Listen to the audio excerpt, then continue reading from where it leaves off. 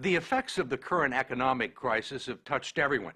Even if you still have a good job and a paid-up mortgage, chances are your monthly 401k statement will remind you that you've lost a good chunk of your savings. Trillions of dollars have evaporated from those accounts that have become the prime source of retirement funds for a majority of American workers, affecting their psyche and their future.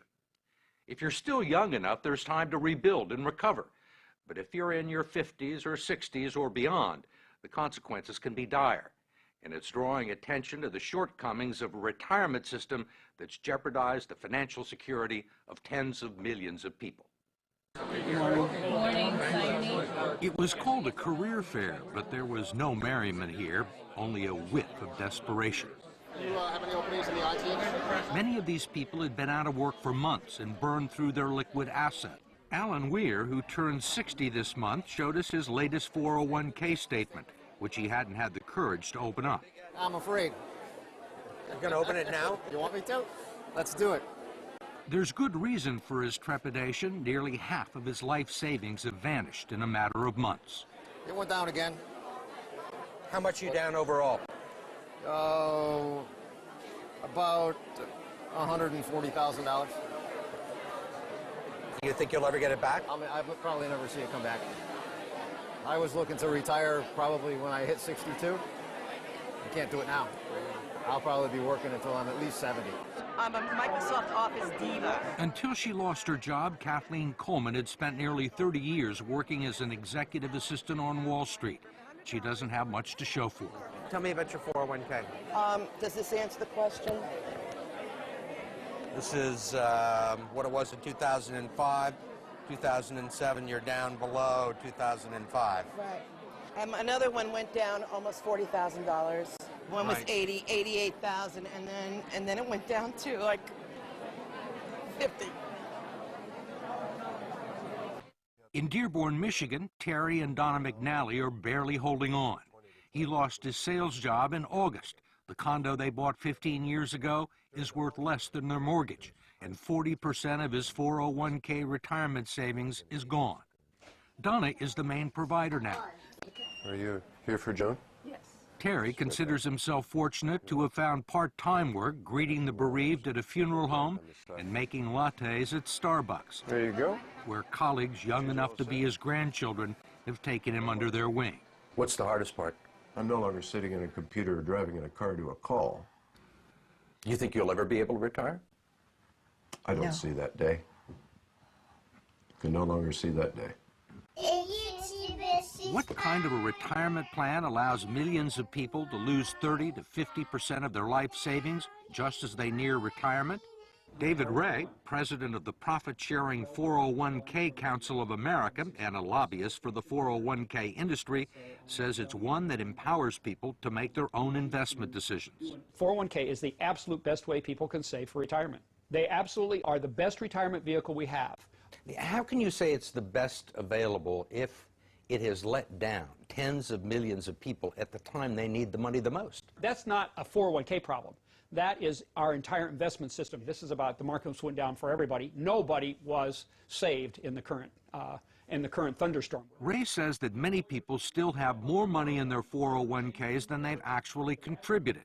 He says everyone had multiple investment options, including low-yield guaranteed returns, and he believes people who lost money have no one to blame but themselves. In America, it's a society based on freedom and choice and personal responsibility. We need to help them understand these responsibilities and execute them to the best they can. 401k is part of that. There are no guarantees. What about the people who are 63 or 64? A lot of those people were thinking about retiring. Well, and now they aren't. Well, I mean, a lot of them were retired and have to go back into the workforce. Well, but that was not a 401k problem. That's an investment system problem. The markets go up and down, and if those people chose to take equity risk, there was a logical outcome. But in fact, the 401k plans that have become the primary source of retirement income for 60 million Americans were never designed to be retirement plans in the first place. They were created in the late 1970s as a savings plan and tax shelter for ordinary Americans. The idea was that workers would make voluntary contributions and employers would match a portion of them. The taxes would be deferred until the employee reached the age of 59 and a half. It was supposed to supplement the two traditional income streams for retirees, Social Security and pensions, one leg of a three-legged stool that would support American workers into their golden years. But it didn't turn out that way.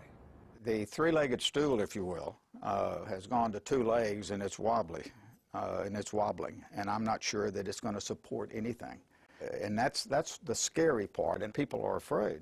Brooks Hamilton has helped design retirement plans for some of the country's largest corporations. He says 401ks turned out to be so much cheaper than funding pensions that many companies decided to freeze their pension plans and replace them with 401ks. The decision created millions of new employee investors for Wall Street and the financial community, and they pounced on the opportunity. If you go back and track the mutual fund growth in assets, and you track the growth in 401k plans, it looks like a railroad track leading to the sky. They are parallel tracks. So the big beneficiaries were the mutual funds. That's right. That's correct. The fact is that the typical 401k investor is a financial novice. They don't know a stock from a line. And we give them a list of 20 or 30 mutual funds with really, really powerful names. You know, they sound like, gee, that's where I want to have my money. What are generally the quality of the mutual funds and 401k plans? Mediocre. I'm going to be real honest with you. With half the funds on the list, really dogs, what people would characterize as dogs, shouldn't be on the list to start with.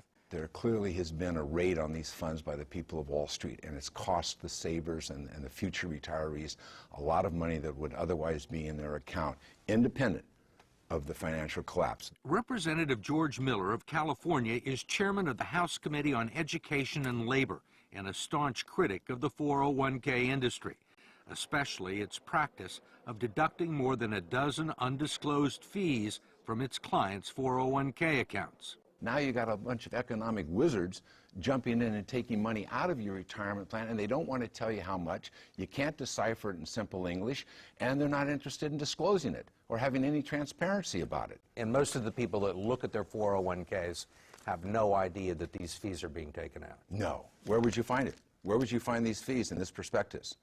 You can look on any page you want, and when you're all done reading it, and you will find some of the fees and the commissions here, but you won't find them all, and I bet you won't find half of them.